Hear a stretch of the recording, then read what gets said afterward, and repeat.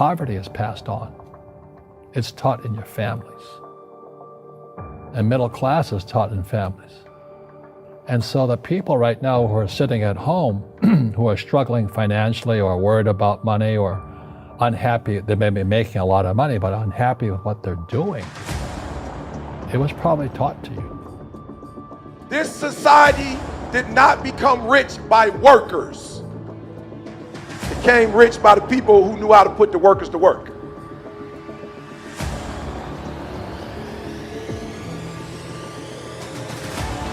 It's the truth. This country got rich off of 400 years of not paying nobody.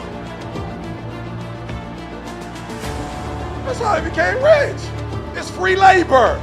You making somebody work for 400 years for free, yeah, you rich. You ain't got to pay nobody. You ain't got to do insurance. I don't get insurance. I don't even get like paid vacation. I don't even get to take no time off. I'm a slave and I'm sick. You got to go pick cotton. And then if you get sweet with it, you get sweet with it to make a machine, you're not about to get the patent to the machine. Your master about to get the patent. And you might get lunch regularly, but you're not about to get paid. Kill that worker's mentality. You value effort over execution.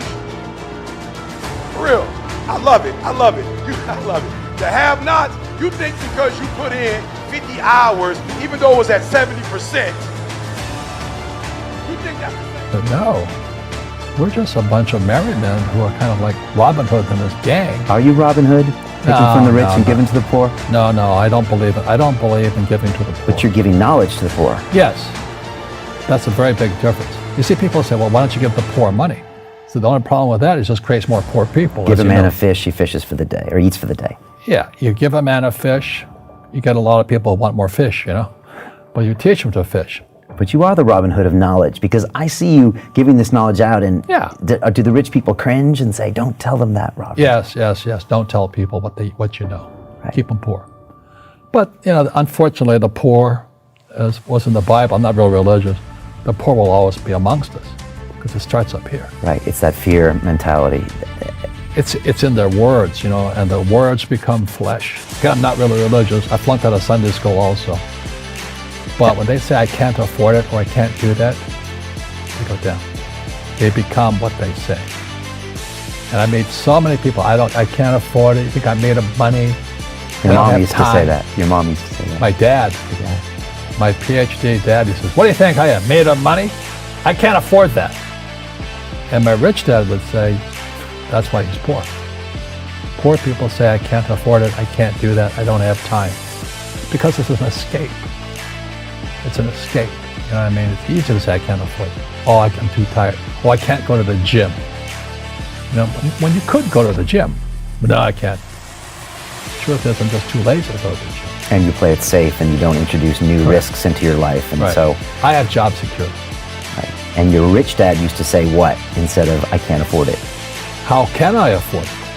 How can I do that? What would it take, or why should I do that?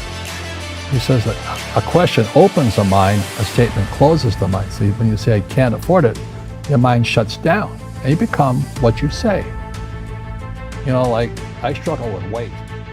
People holding it against you that you've had success, holding it against you that you have wealth, viewing billionaires as evil, and you're not doing enough to give back. You have like the Elizabeth Warren thing, that you haven't paid your fair share. I mean, that's got to be kind of aggravating. I think it's just important to understand, like what is this wealth? It's not like I've got like some massive cash balance. I simply had loans against my stock. So if Tesla and SpaceX went bankrupt, I would go bankrupt too, immediately.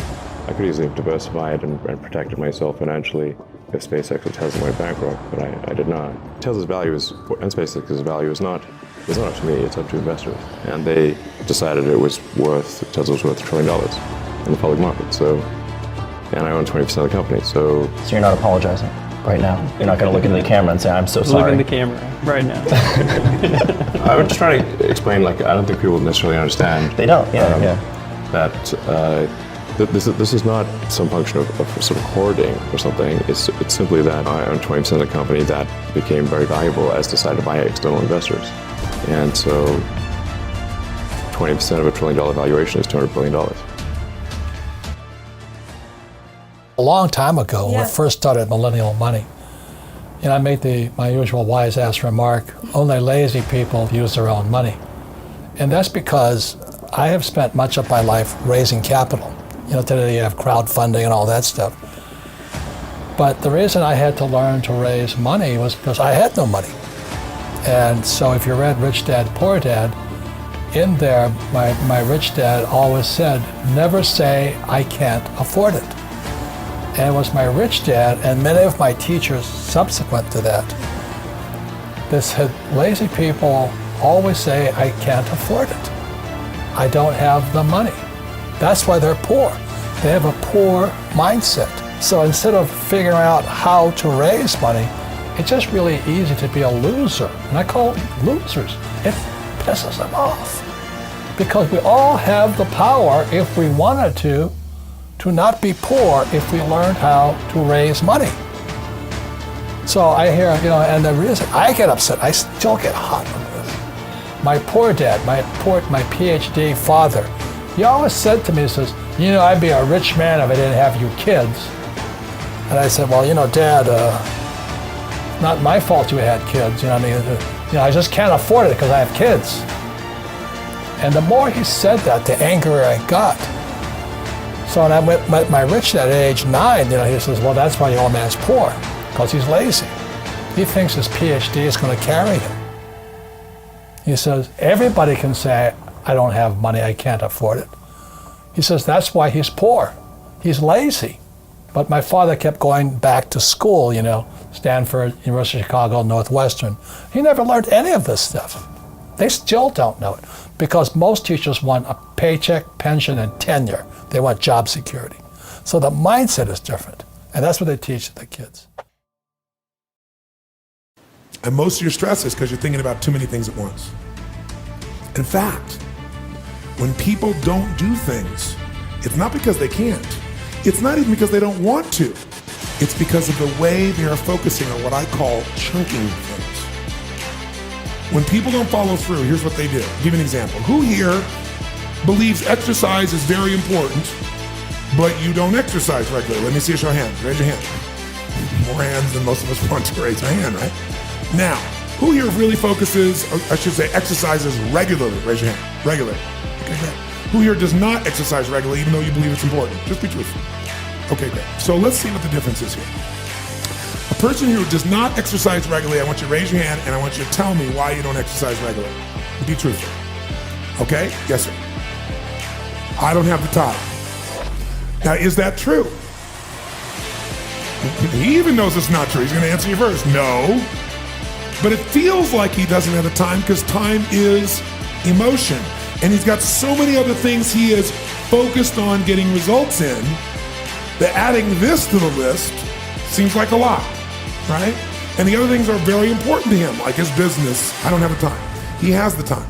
What's the real reason he doesn't do it?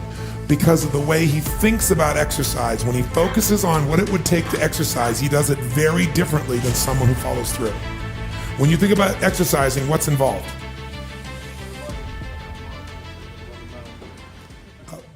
Speaker that's a businessman.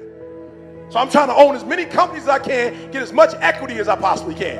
I don't got time for the Game of Thrones. I'm playing my own games. Trying to sit on the throne, you know what I'm saying? Trying to get a throne. I'm just saying, for real, some of you broke and you still entertained. Like, I'm not even tripping on those of you who got money and you comfortable and you want to chill and watch it. I'm talking about those of you who are complaining about your job. You ain't got no money and you sitting here complaining about, but then you watching all the TV programs. That's a have-not mentality. The rich person made Game of Thrones. They don't even watch it like you watch it. They can't even enjoy it. They put that joker together. They watch it like, that didn't come right. Oh, Lord, she didn't say it right. They were off. Oh, man, okay, next episode. You sitting there in a house that you can't even afford.